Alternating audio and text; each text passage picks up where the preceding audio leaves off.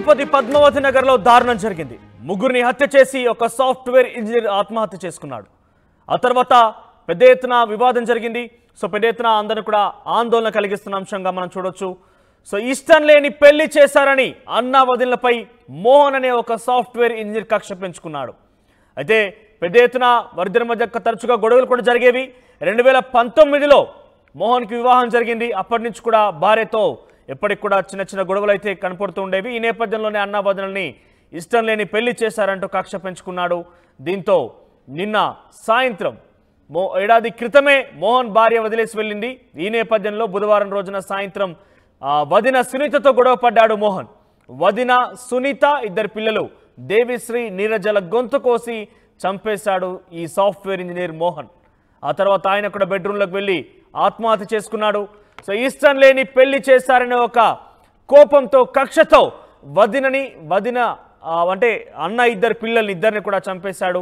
So మొత్తం మీద 2019లో వివాహమైంది మోహన్కి.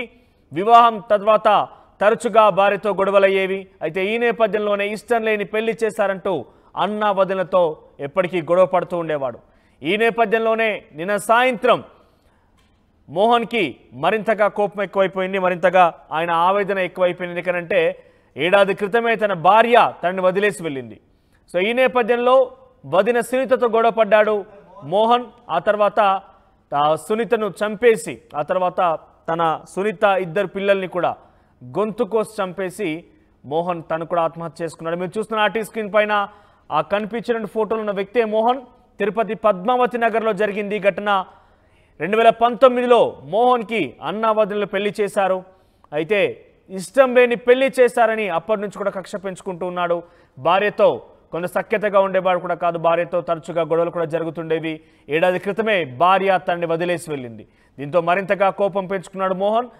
ఇక వదిన సునీత ఇద్దరి పిల్లలిన సాయంత్రం ఆయన గొంతు కోసి చంపేశాడు. బుధవారం జరిగింది ఈ ఘటన. దీనికి సంబంధించి మరింత సమాచార ప్రతినిధి లోకేష్ అందిస్తారు. Lokesh, over to you. Tirupati నగరంలో దారుణమైనటువంటి ఘటన చోటు చేసుకునింది. ముగ్గురిని హత్య గావించి తాను కూడా ఆత్మహత్య చేసుకున్నటువంటి ఘటన పద్మావతి విశ్వవిద్యాలయం ఆపోజిట్లో ఉన్నటువంటి పద్మావతి నగర్లో జరిగింది. అయితే ముగ్గురు ఏదైతే హత్య గావించినటువంటి వ్యక్తి తాను కూడా ఆత్మహత్య చేసుకున్నటువంటి ఘటన ప్రదేశంలోనే నేను ఉన్నాను. ఏదైతే పద్మావతి నగర్లో ఉండేటువంటి ఓ కాలనీలో ఇంటి వద్దకి నేను వెళ్తున్నాను. అసలు ఈ సిచ్యువేషన్ సంబంధించి వివరాలు చెప్పాలనుకుంటే ఖచ్చితంగా ఆ ముగ్గురు హత్య గావించినటువంటి ఏదైతే వ్యక్తులు ఉన్నారో వాళ్ళు కూడా హత్య చేసినటువంటి వ్యక్తికి సంబంధించినటువంటి స్వయాన వదిన, అదేవిధంగా ఇద్దరు పిల్లలు కూడా అన్నకు సంబంధించినటువంటి పిల్లలుగా కూడా చెప్పాలి. ఎందుకంటే ఒక చిన్నాన్నే ఇద్దరు సంబంధించి అంటే ఇద్దరు పిల్లల్ని కూడా హతమార్చి అదేవిధంగా వదినను కూడా హతమార్చి తాను కూడా ఉరివేసుకొని ఆత్మహత్య చేసుకున్నటువంటి ఘటన ఇవాళ తిరుపతి నగరంలో సెన్సేషనల్ సృష్టిస్తుందనే మనం చెప్పాలి.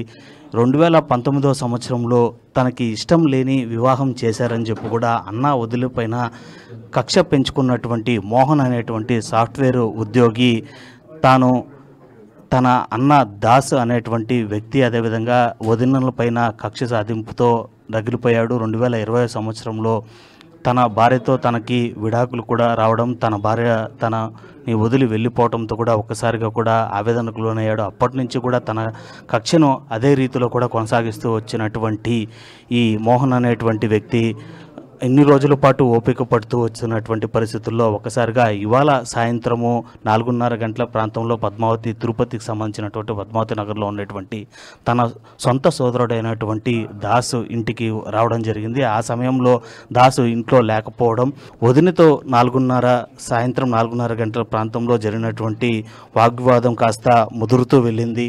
అయితే ఈ వాగ్వివాదం కాస్త ఇంకా కంటిన్యూ అవుతూ కూడా వదిన గొంతుపైనే కాకుండా కూడా వీపు పైన కూడా అంటే అతి క్రూరంగా ఇటు వదిన అంటే తల్లితో సమానం అని అందరూ చెప్తూ ఉంటారు. వదిన పిల్లలు తన పిల్లలతో సమానం. అదేవిధంగా అన్న పిల్లలు అంటే కూడా వేరే రకంగా కూడా చూడాల్సిన అవసరం లేదు.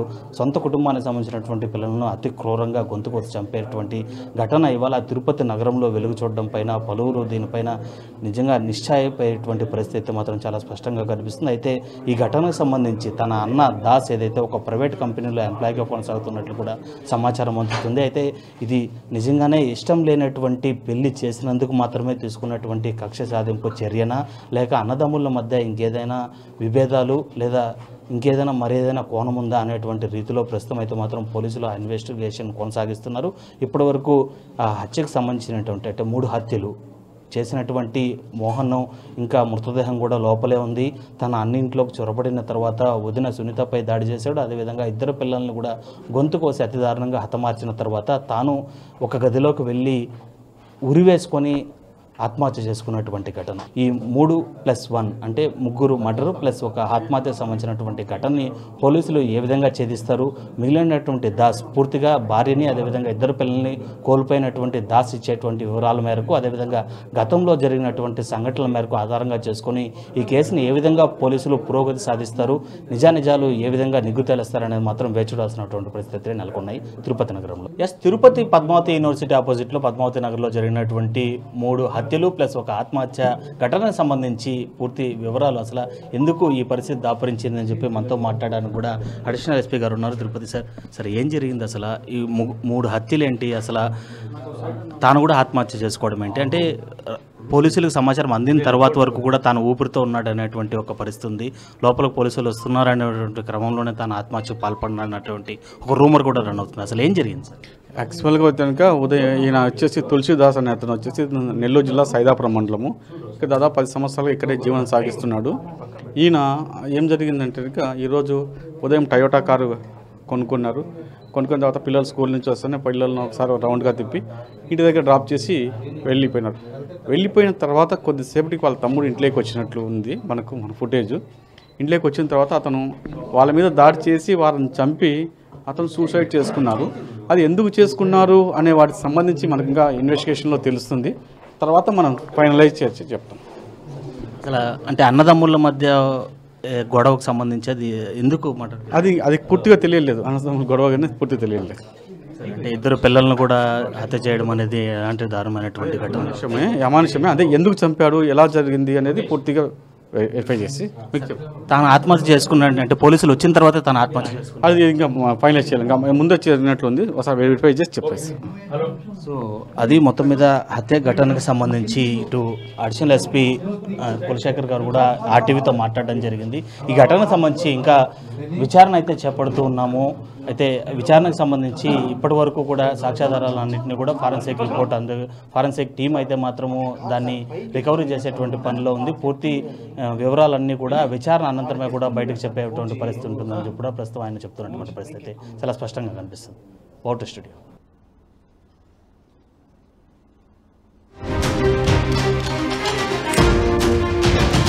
మరిన్ని వీడియోస్ కోసం ఛానల్ ని సబ్స్క్రైబ్ చేయండి. లేటెస్ట్ అప్డేట్స్ కోసం వాట్సాప్ ఛానల్ ని ఫాలో చేయండి. అండ్ లింక్ డిస్క్రిప్షన్ లో ఉంది.